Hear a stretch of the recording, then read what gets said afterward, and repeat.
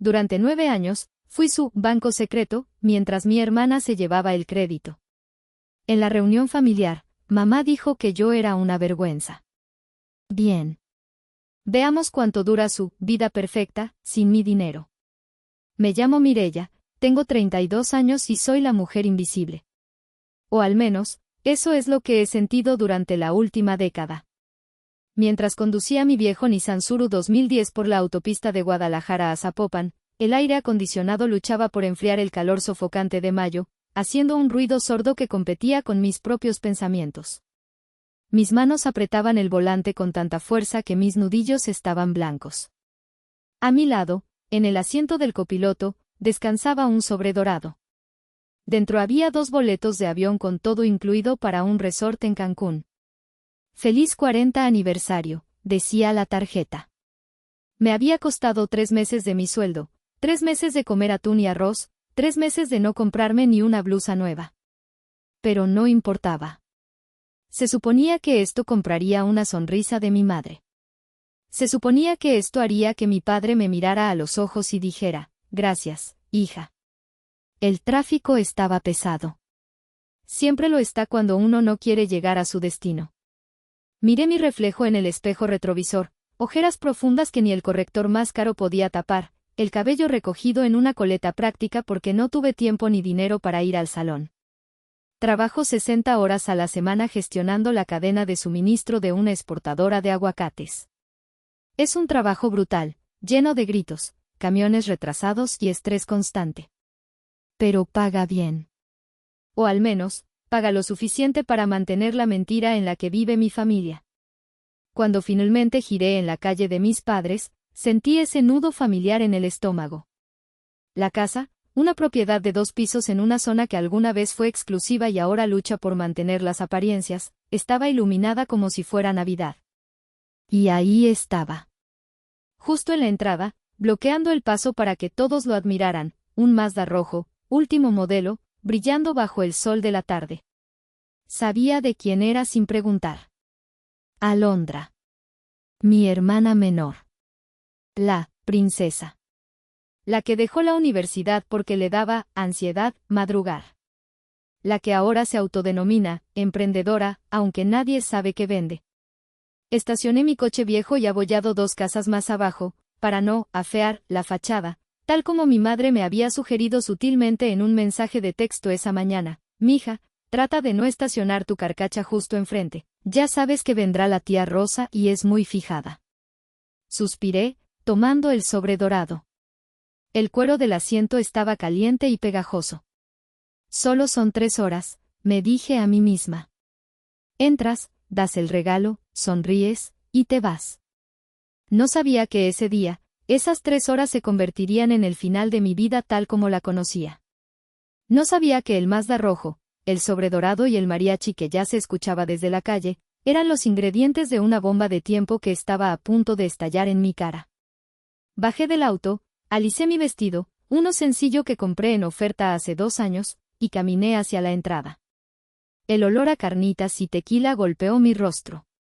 La fiesta había comenzado, y como siempre, yo llegaba tarde a mi propia vida. La casa estaba a reventar. Mi madre, Consuelo, había tirado la casa por la ventana. Literalmente. Había mesas con manteles blancos de lino, centros de mesa con rosas frescas que seguramente costaban más que mi despensa semanal, y un grupo de mariachi tocando, el son de la negra, a todo volumen en el jardín. Entré buscando una cara amable, pero lo primero que encontré fue la mirada escrutadora de mi madre. Llevaba un vestido azul rey que le quedaba perfecto, el cabello recién teñido y peinado de salón. Se veía feliz, radiante, en su elemento. Mireya. Exclamó, pero no se acercó a abrazarme. En su lugar, hizo un gesto rápido con la mano, como si espantara una mosca. Llegas tarde. Los García ya preguntaron por ti. Hola, mamá. Feliz aniversario. Intenté darle un beso en la mejilla, pero ella se giró ligeramente para saludar a otra persona, así que mis labios solo rozaron el aire. Sí, gracias. Oye, ¿puedes ir a la cocina? Dijo sin mirarme, ajustando un arreglo floral. Se acabó el hielo y Alondra está ocupada platicando con el hijo de los Méndez. Ya sabes que ese muchacho tiene futuro. No quiero que ella se ensucie las manos. Ahí estaba. Ni 5 minutos y ya era la sirvienta. Sentí el sobre con los boletos quemándome en la mano. Quise gritárselo: mamá, te traje el viaje de tus sueños. Pero me tragué las palabras. No era el momento. Nunca era el momento. Claro, mamá. Yo voy, dije, con la voz apagada. Caminé hacia la cocina, esquivando tíos y primos que ya estaban medio borrachos. Mireya. Gritó la tía Rosa, una mujer con más joyas que sentido común, agarrándome del brazo. Mírate. Sigues igualita. ¿Y el novio? ¿Para cuándo la boda? Se te está pasando el arroz, mija. Mira a tu hermana, tan chula, seguro nos da la sorpresa pronto. Estoy enfocada en mi carrera, tía, respondí con una sonrisa forzada que me dolía en las mejillas. Ay, la carrera, la carrera. El dinero no te abraza por las noches, nena, se rió y se volvió hacia su comadre. Entré a la cocina buscando refugio. Ahí estaba mi padre, Rogelio. Estaba sentado en un taburete, mirando su vaso de tequila como si fuera una bola de cristal que le mostrara dónde se equivocó. Se veía más viejo, más cansado. Hola, papá, dije suavemente. Él levantó la vista, sus ojos estaban un poco vidriosos. Hola, hija. ¿Llegaste bien? Sí, pa. Oye, bajé la voz. ¿Cómo pagaron todo esto? El mariachi, el banquete. Son como 50,000 pesos, papá. Él se encogió de hombros, evitando mi mirada. Tu madre quería celebrar. Ya sabes cómo es. Dijo que Dios proveerá. Dios no, pensé con amargura. Yo. Porque sabía exactamente lo que pasaría. La tarjeta de crédito de papá estaba al límite. Y a fin de mes, cuando llegara el estado de cuenta y él entrara en pánico porque no podía cubrir el mínimo con su pensión inexistente, me llamaría a mí. Y yo, como la estúpida hija responsable, pagaría. Como siempre. Ten, le dije, sacando una bolsa de hielo del congelador. Mamá la necesita. Salí al jardín justo a tiempo para ver a Alondra. Llevaba un vestido color crema, de diseñador, que resaltaba su figura. Reía con la cabeza echada hacia atrás, sosteniendo una copa de champán. Se veía despreocupada, ligera. Se veía como alguien que nunca ha tenido que revisar su cuenta bancaria con miedo. Hermanita. Gritó al verme, acercándose con un aire de superioridad disfrazado de cariño. Qué bueno que viniste. Oye, ¿viste mi coche afuera? ¿Verdad que está divino? Es un regalo que me merezco, he trabajado tanto en mi proyecto personal. Está lindo, Alondra, dije secamente. ¿Y cómo lo pagaste? Su sonrisa vaciló por un milisegundo, pero se recuperó rápido. Inversiones, querida. Criptomonedas y esas cosas que tú no entiendes porque eres muy tradicional. Muy godines. Me quedé ahí, con la bolsa de hielo goteando agua fría sobre mi vestido barato, viendo cómo ella volvía a ser el centro de atención. La rabia empezaba a burbujear en mi pecho, caliente y espesa. Me refugié en el baño de visitas, el único lugar con cerrojo en esa casa de locos. Me miré al espejo y, por un momento, no vi a la mujer de 32 años, sino a la niña asustada de 23. Fue en 2016. Lo recuerdo como si fuera una cicatriz reciente. Era diciembre, justo antes de Navidad. Papá llegó a casa temprano, con una caja de cartón en las manos y la cara gris. Lo habían despedido. Reestructuración de la empresa, dijeron. A los 55 años, era demasiado viejo para ser gerente y demasiado caro para ser contratado de nuevo. Esa noche, mamá no nos consoló. Mamá entró en histeria. ¿Qué vamos a hacer, Rogelio? Gritaba, tirando los platos. La casa. El club. ¿Qué van a decir mis amigas? No puedo ser la esposa de un desempleado. Alondra, que entonces tenía 19 años, solo lloraba porque eso significaba que no tendría el iPhone nuevo que quería.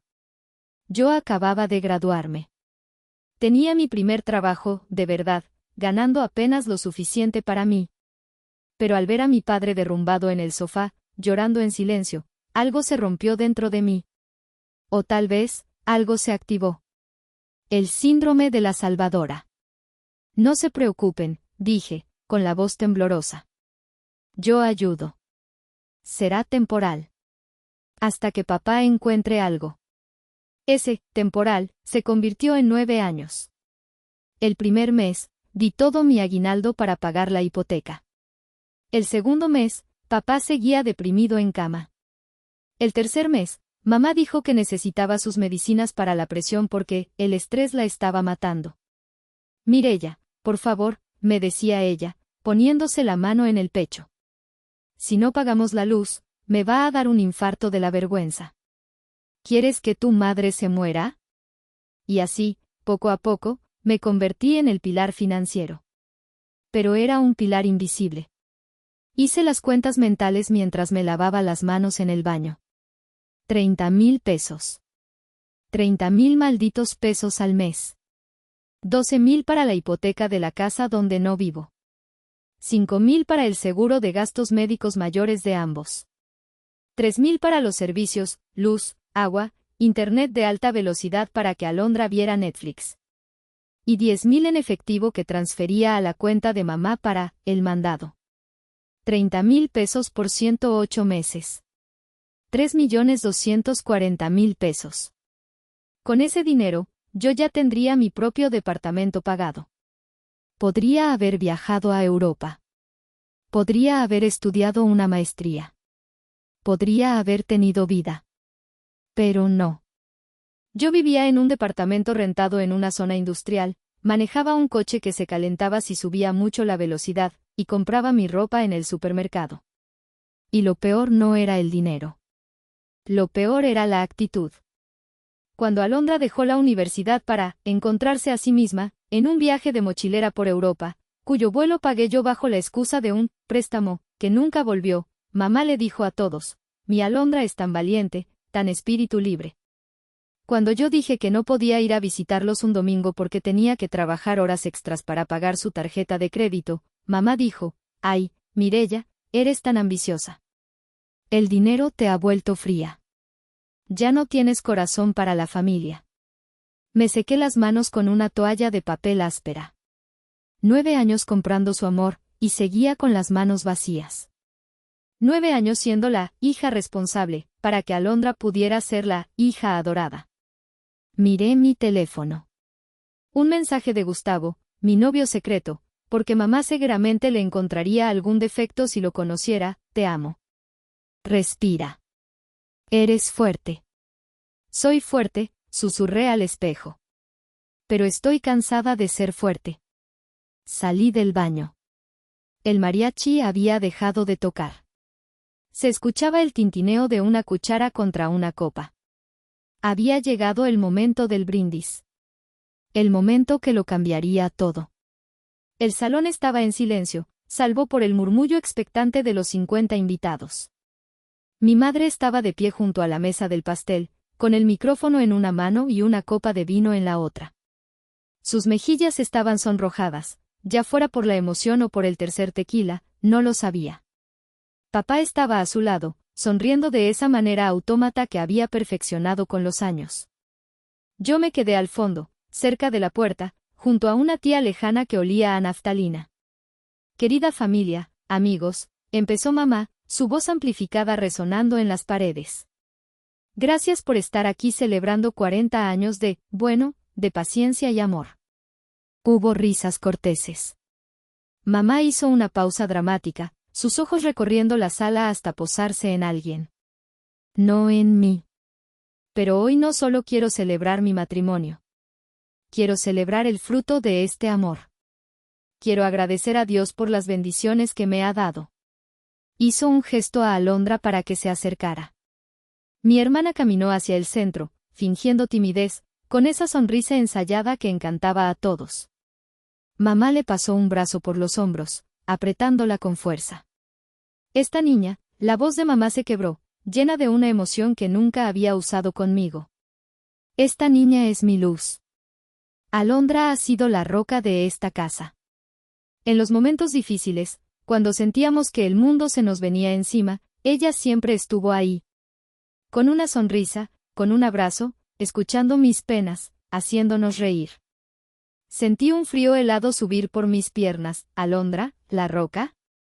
Alondra se despertaba a las 12 del día y se pasaba la tarde viendo tutoriales de maquillaje mientras yo estaba en una bodega contando cajas de aguacates para pagar la luz que ella usaba. Alondra es la hija que realmente nos ha amado incondicionalmente, continuó mamá, y cada palabra era como un clavo en mi ataúd. Ella entiende que la familia es presencia, es cariño, es estar ahí. No como otras personas. El aire en la habitación cambió. Se volvió denso, incómodo. Mamá giró la cabeza y me buscó al fondo del salón. Me miró directamente a los ojos, y vi desprecio. Puro y duro desprecio. La otra, dijo, señalándome con su copa, derramando unas gotas de vino tinto. Mireya. Ella está ahí atrás. Siempre atrás. Ella nunca ha levantado un solo dedo por esta familia. El silencio fue absoluto. Podía escuchar el zumbido del refrigerador en la cocina. 50 pares de ojos se giraron hacia mí. Algunos con lástima, otros con burla, la mayoría con incomodidad. Es verdad, siguió mamá, envalentonada por el silencio. Mireya solo piensa en su trabajo, en su dinero, en sus cosas. Nunca tiene tiempo para nosotros. Nunca está presente. Si fuera por ella, nos moriríamos de hambre emocional. Pero gracias a Dios tengo a Alondra. Alondra bajó la mirada, haciéndose la humilde, y susurró cerca del micrófono. Ay mamá, no es para tanto, yo solo hago lo que cualquier hija haría. En ese momento, algo murió dentro de mí. Murió la esperanza. Murió la niña que quería agradar. Murió la culpa. 9 años.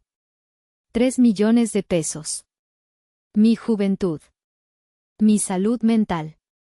Todo borrado en un discurso de 2 minutos. Nunca ha levantado un dedo. Esa frase retumbaba en mi cabeza, una y otra vez. No sentí ganas de llorar. Al contrario. Sentí una claridad cristalina, fría y afilada como un bisturí. Metí la mano en mi bolso. Mis dedos tocaron el sobredorado con los boletos a Cancún. Lo saqué lentamente. Nadie lo notó. Con movimientos precisos, lo rompí por la mitad.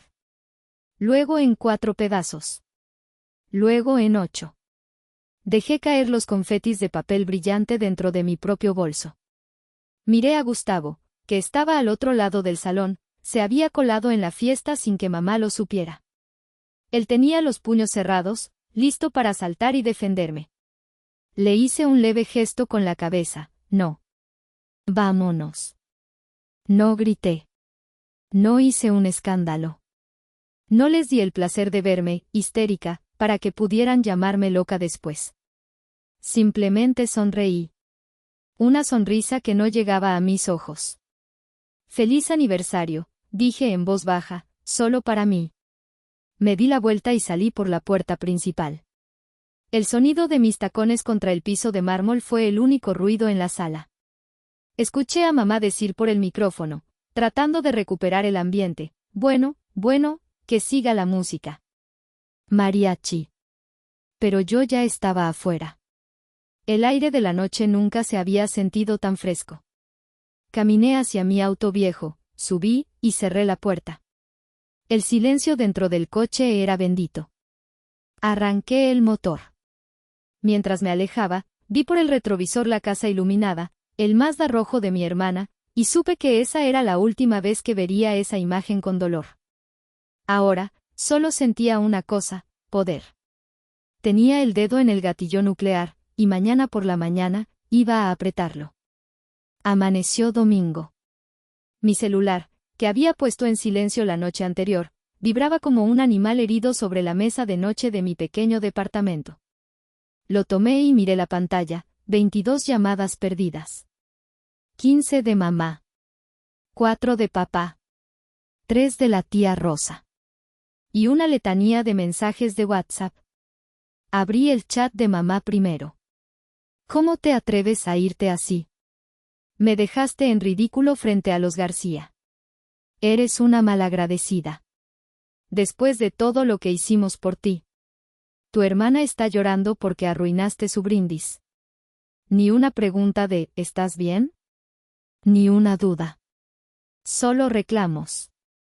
Me levanté, me hice un café bien cargado y me senté frente a mi laptop. La luz del sol entraba por la ventana, iluminando el polvo en el aire. Me sentía extrañamente tranquila, como un cirujano antes de una operación difícil. Abrí la página de mi banco. Ingresé mi usuario y contraseña. Ahí estaba.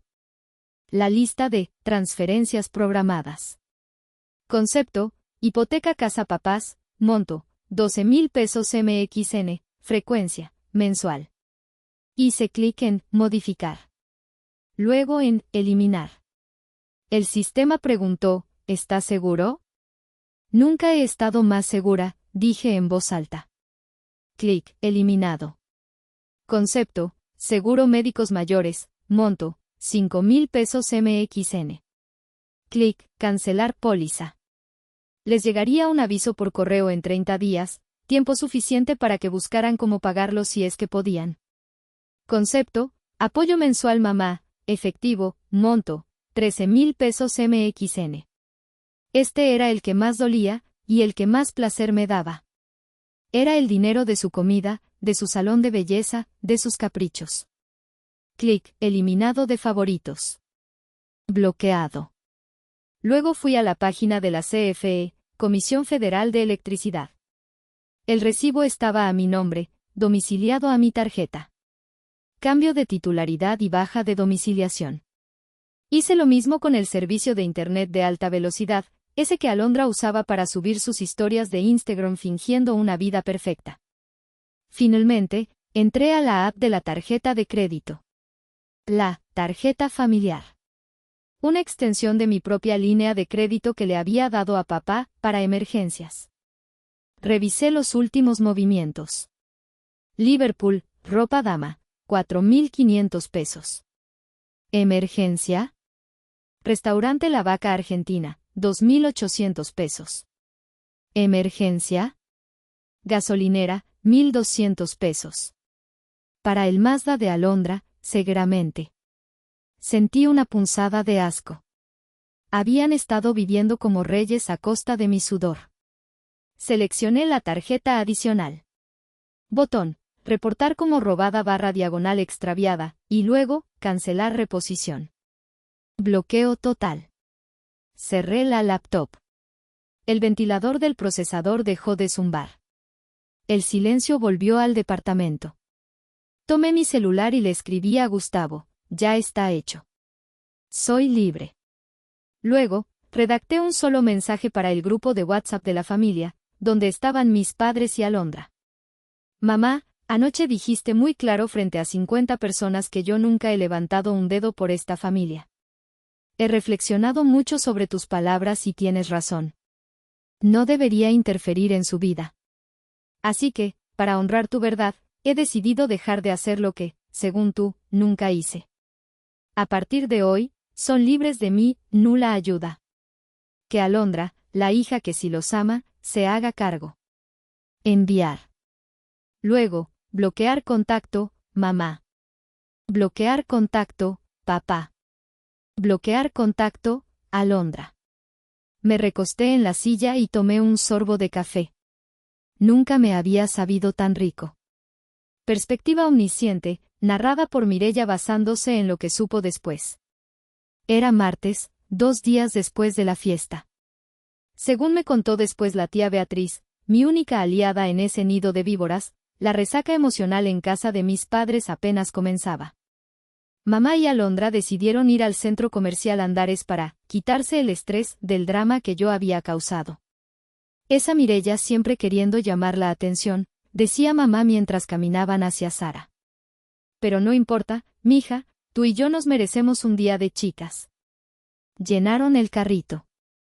Ropa nueva para Alondra, unas cremas caras para mamá.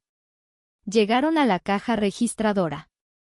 La cuenta era de unos 5,000 pesos. Mamá sacó la tarjeta adicional, esa dorada que le gustaba presumir como si fuera suya. La deslizó con ese gesto elegante de muñeca que tenía. La cajera, una chica joven con cara de aburrimiento, miró la pantalla. Lo siento, señora. La tarjeta fue rechazada.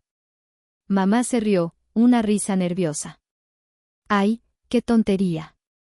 Seguramente es el chip, está un poco gastado. Inténtalo de nuevo, linda.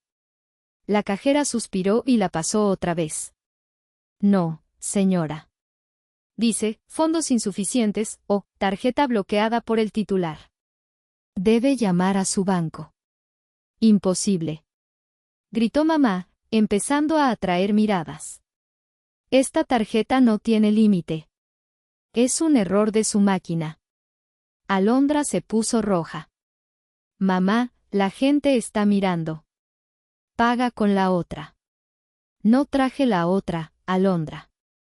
Se suponía que, mamá se detuvo. El color abandonó su rostro. Sacó su celular para llamarme. El número que usted marcó no está disponible o se encuentra fuera del área de servicio. La cajera cruzó los brazos. ¿Va a pagar o no? Hay fila. Mamá tuvo que hacer lo impensable. Tuvo que dejar la ropa. Tuvo que decir, luego volvemos. Tuvo que caminar esa larga marcha de la vergüenza hacia la salida, sintiendo los ojos de la gente en su espalda. Salieron al estacionamiento, subieron al Mazda de Alondra. Llámala tú, ordenó mamá a Alondra, temblando de rabia. Llámala ahora mismo. Dile que arregle esto. Alondra marcó mi número. Buzón directo. Me tiene bloqueada, mamá. Maldita sea. Mamá golpeó el tablero del auto. Seguro se le olvidó pagar. Es una irresponsable. ¿Cómo me hace pasar esta vergüenza? Aún no entendían. Todavía creían que era un error, un olvido, un castigo temporal de una niña berrinchuda. No se daban cuenta de que el grifo se había cerrado para siempre. Esa tarde, intentaron poner gasolina al Mazda de regreso a casa. Tarjeta rechazada. Tuvieron que buscar monedas en el fondo de sus bolsas para ponerle 100 pesos de Magna, apenas lo suficiente para llegar a casa. Cuando entraron a la casa, papá estaba en la sala, con una carta en la mano que había llegado por correo urgente. Consuelo, dijo, con la voz temblorosa. Llegó un aviso del seguro médico. Dicen que la póliza ha sido cancelada por falta de pago del titular.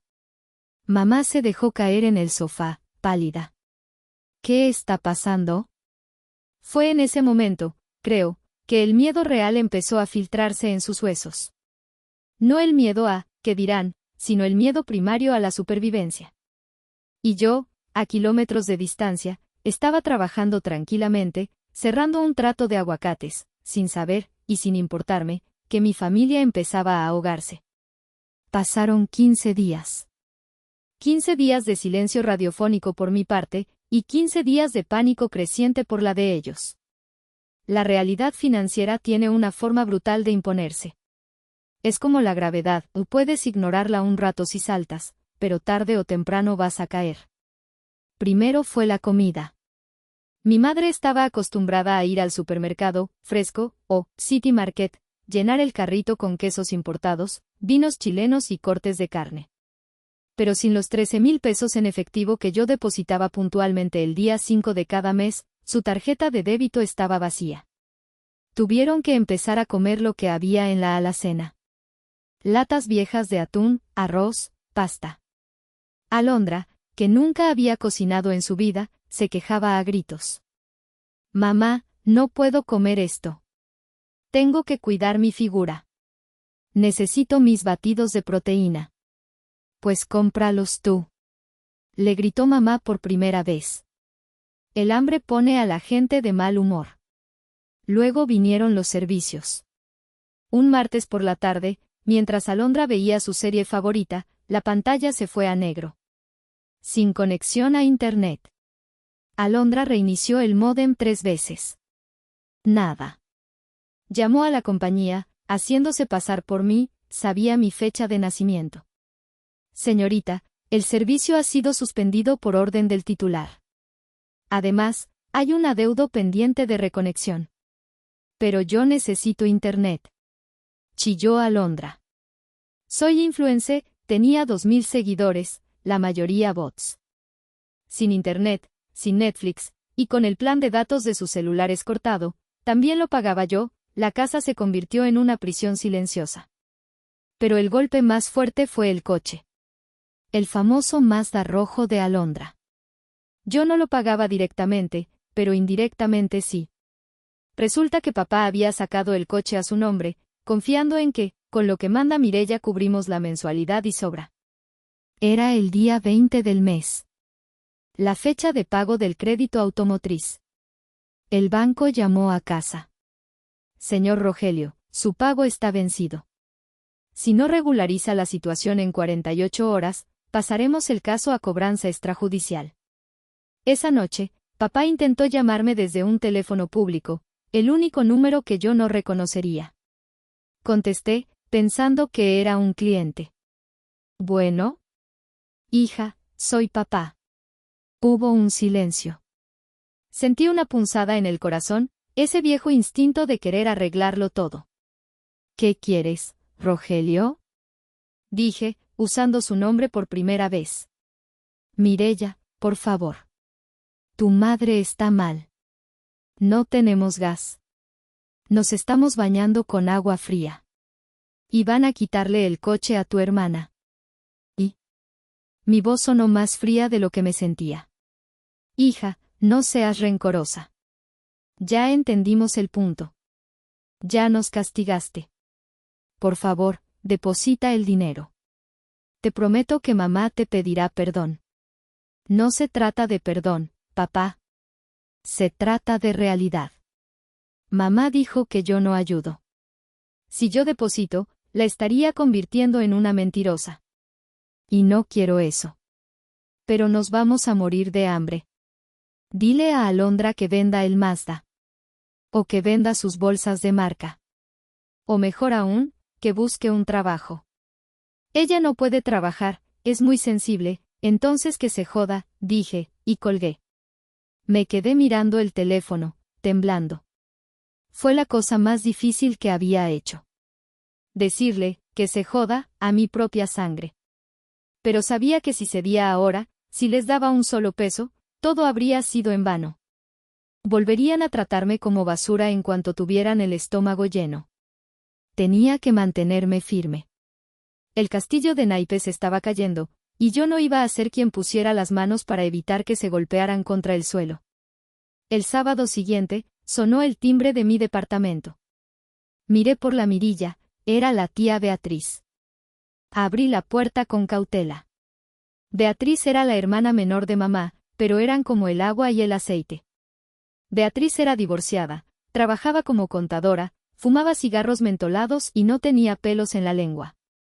¿Me vas a dejar pasar o me vas a cobrar entrada?, dijo, levantando una bolsa de tamales.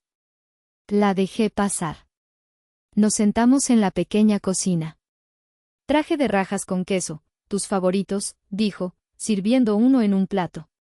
Gracias, tía. ¿A qué viniste? ¿Te mandó mi mamá? Por favor. Bufó, encendiendo un cigarro, aunque le pedí que no lo hiciera, abrí la ventana.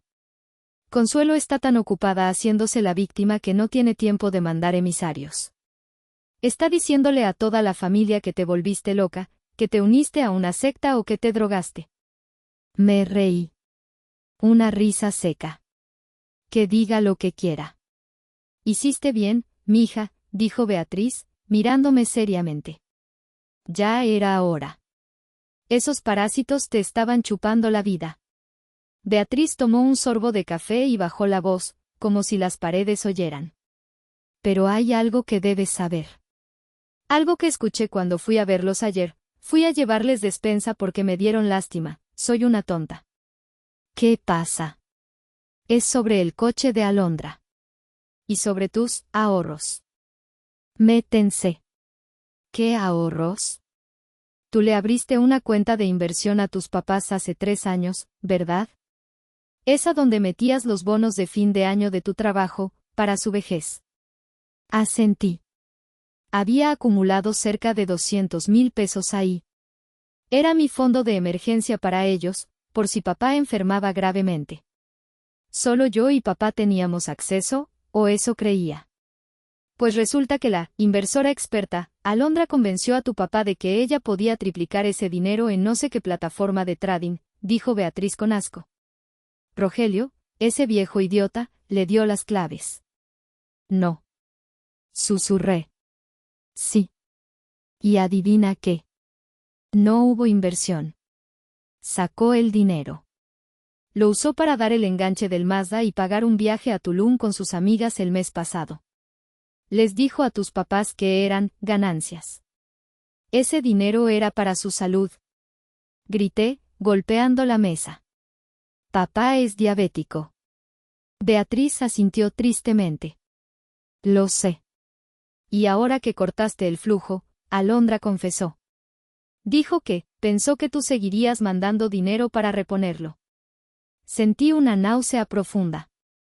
No solo eran malagradecidos. Eran ladrones. Alondra me había robado, con la complicidad estúpida de mi padre.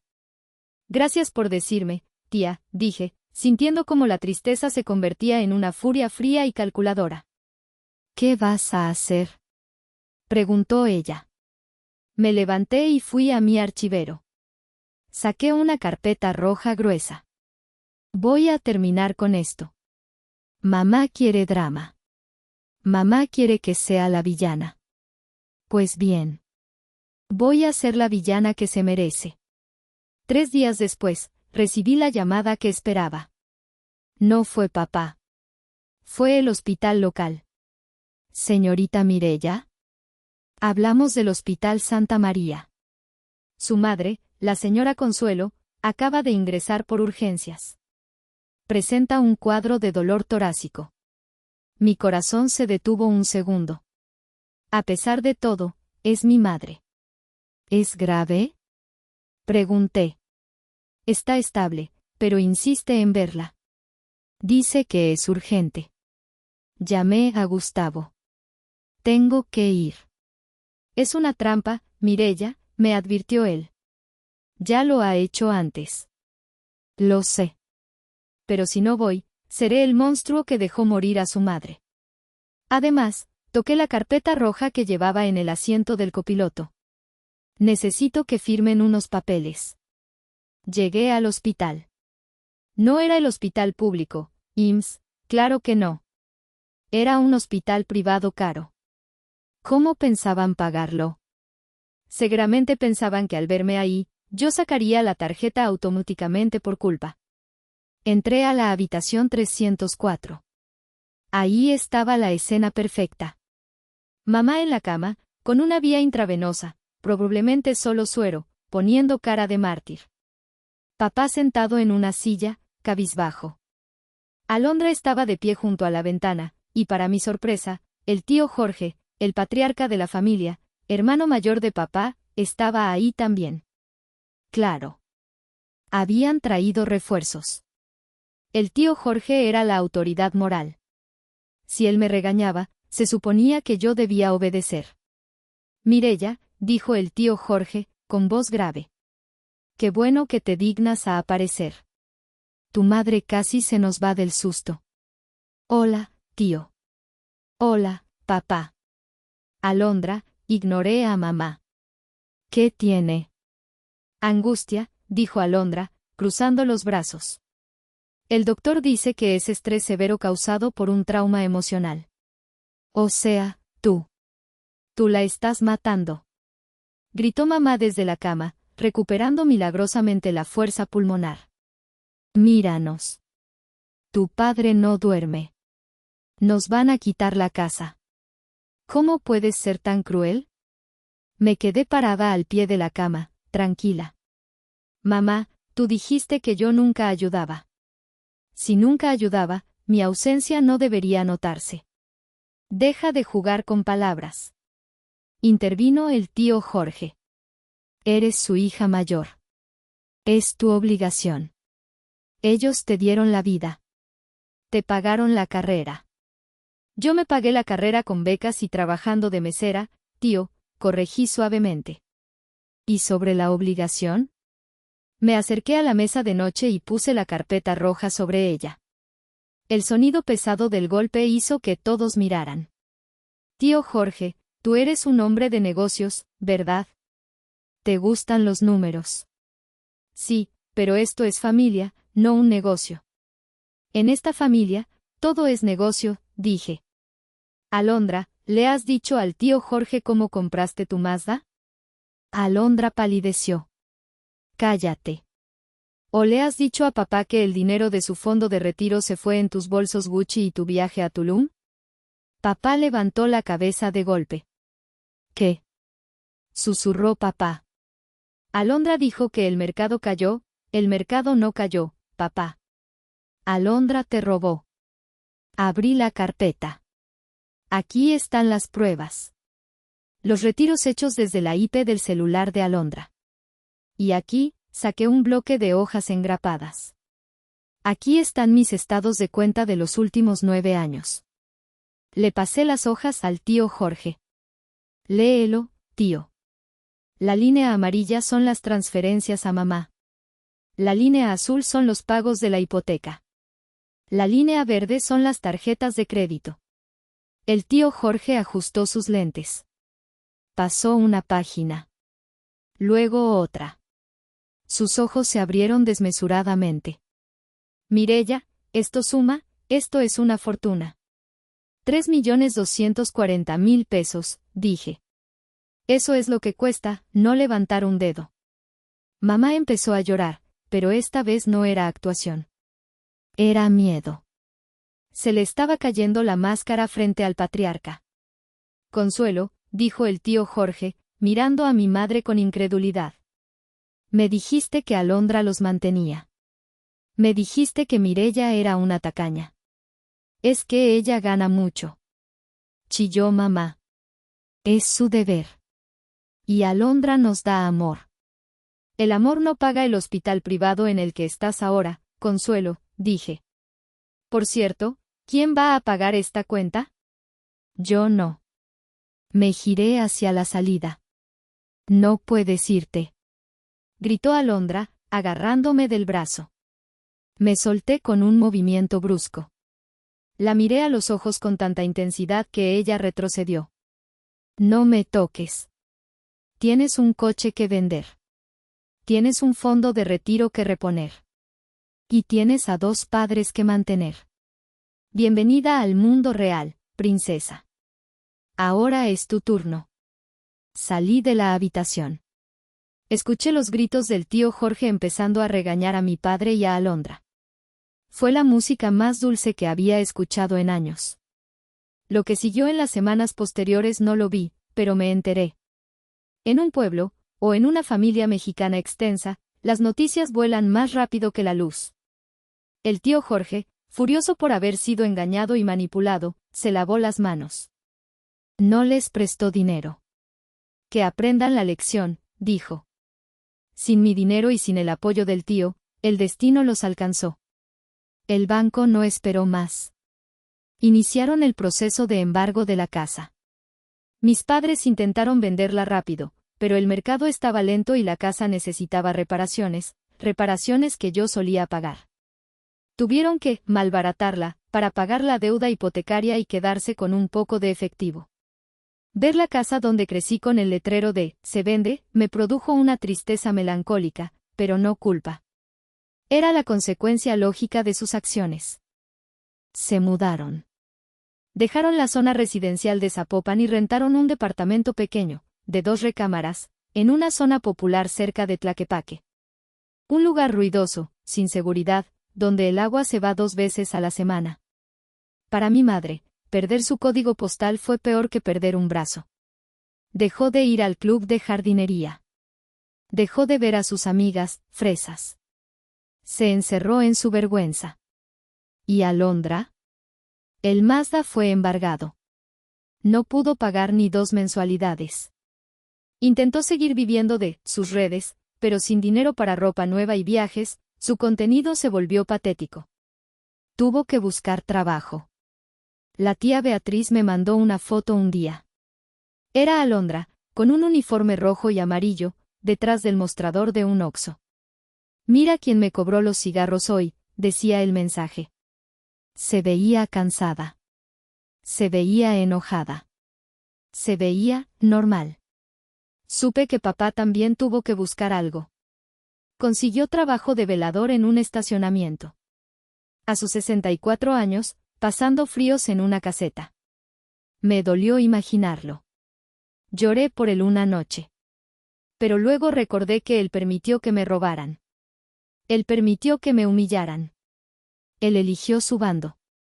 Mientras su mundo se encogía, el mío se expandía. Tener 30,000 pesos extra al mes cambió mi vida. No me volví loca comprando lujos. Hice lo que siempre quise, invertí en mí. Empecé a ir a terapia. Mi psicóloga, la doctora Elena, me ayudó a entender que no era mi trabajo salvar a personas que no querían ser salvadas. Desmantelamos años de condicionamiento y culpa.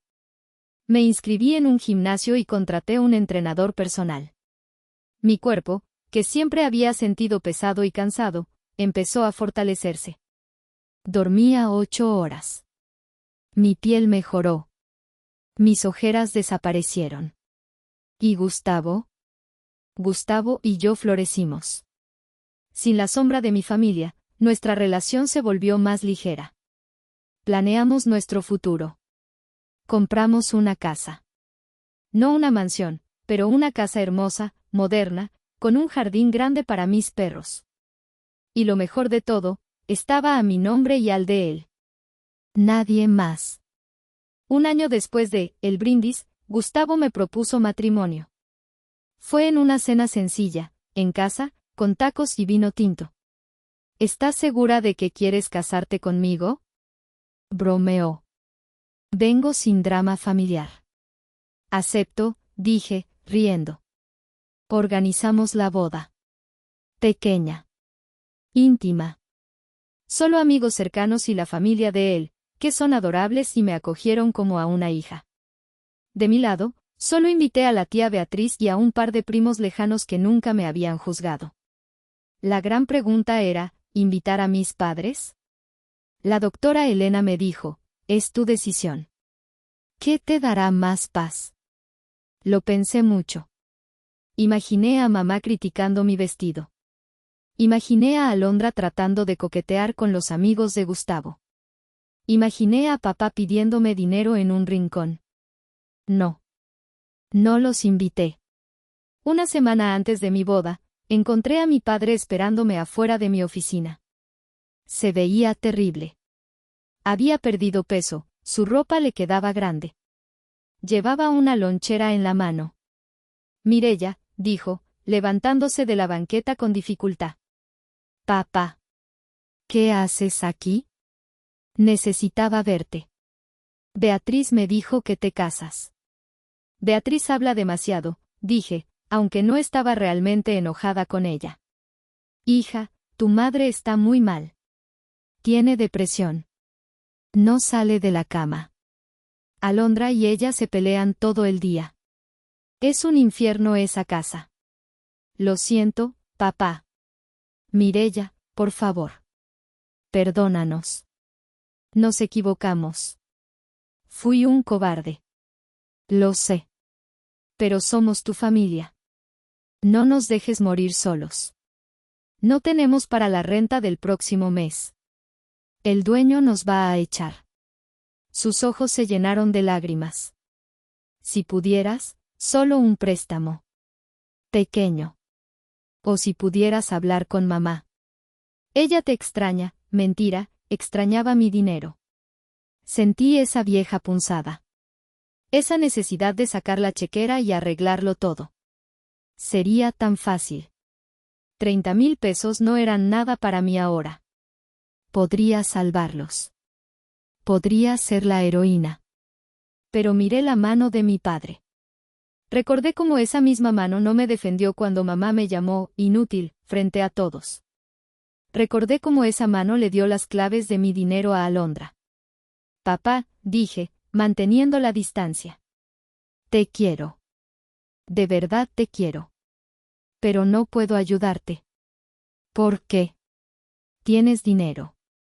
Tienes esta camioneta nueva, porque si te doy dinero, no los estoy ayudando. Los estoy habilitando. Ustedes crearon esa situación. Ustedes criaron a Alondra para ser una inútil. Ustedes gastaron más de lo que tenían. Tienen que aprender a sobrevivir. ¿Nos vas a dejar en la calle? Tienen techo. Tienen trabajo. Tienen salud pública. Tienen más que mucha gente en este país. Saqué de mi bolso un papel que había preparado por si acaso. Aquí hay una lista de albergues para personas mayores y comedores comunitarios, por si la cosa se pone realmente fea.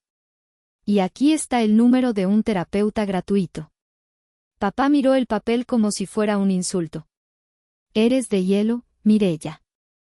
Tu madre tenía razón. No, papá. No soy de hielo. Soy de acero. Ustedes me forjaron así a golpes. Subí a mi camioneta. Adiós, papá. Arranqué y no miré atrás. Lloré todo el camino a casa, sí. Pero eran lágrimas de duelo, de despedida final. Estaba enterrando a los padres que deseaba tener, para aceptar que los padres que tenía no merecían mi sacrificio. El día de mi boda fue perfecto. No hubo gritos. No hubo competencias de quién se veía mejor. No hubo nadie pidiendo hielo. La tía Beatriz lloró cuando me vio vestida de blanco. Tu abuela estaría orgullosa de ti, mija. Rompiste la cadena. Rompiste la maldición. Durante la fiesta, mientras bailaba con Gustavo, miré hacia la mesa donde debería estar mi familia. Estaba llena de amigos de la universidad. Reían, brindaban. Me di cuenta de que la familia no es la sangre. La familia es la gente que te celebra cuando ganas y te sostiene cuando pierdes, sin pedir nada a cambio. Me enteré después que ese mismo día, Alondra subió una historia a Instagram, usando el wifi del Oxxo. Una foto antigua de nosotros 4, con la leyenda, la familia es lo primero, aunque algunos la traicionen. Dios bendiga a los que se quedan. Tenía 3 likes. Me reí y bloqueé su cuenta de nuevo. Ya ni siquiera me molestaba. Era como escuchar el zumbido de un mosquito lejano. Han pasado 2 años desde entonces. Mi vida es tranquila. Tengo un hijo, un bebé hermoso llamado Leo. Mis padres no lo conocen. Y no lo conocerán. No quiero que Leo crezca viendo cómo su abuela hace diferencias entre nietos, o cómo su tía lo usa para sacar dinero. Mi deber como madre es protegerlo, y eso incluye protegerlo de mi propia familia biológica. Hace poco, pasé por el antiguo barrio.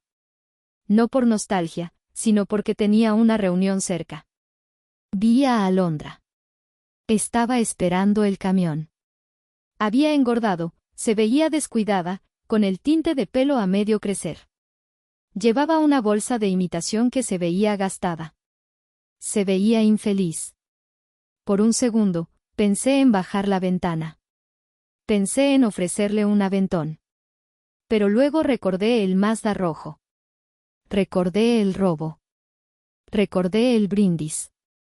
Seguí conduciendo. Supe que mamá ahora vende catálogos de zapatos para ayudar con los gastos. Que papá tiene artritis pero sigue trabajando de velador. Que viven al día.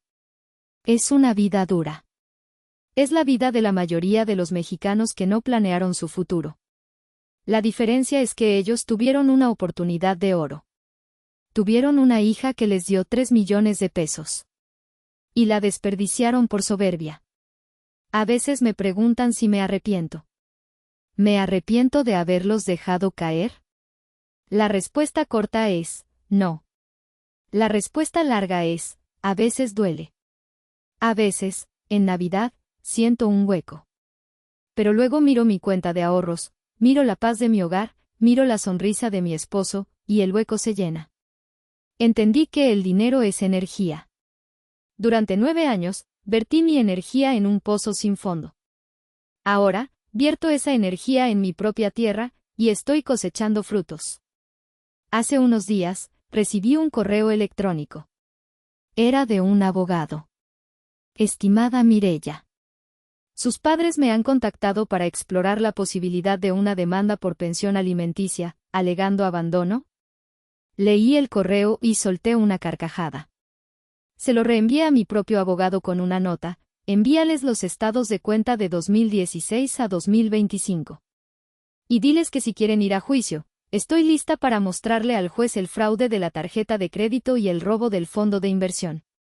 No volvieron a escribir. Saben que tengo las pruebas. Saben que tengo el poder. Y saben, en el fondo, que tengo la razón. Así termina mi historia.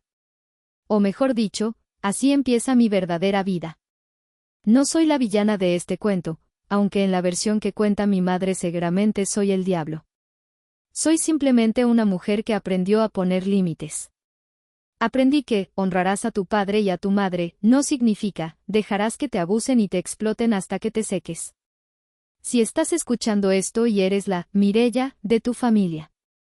Si eres la que siempre paga, la que siempre resuelve, la que siempre calla.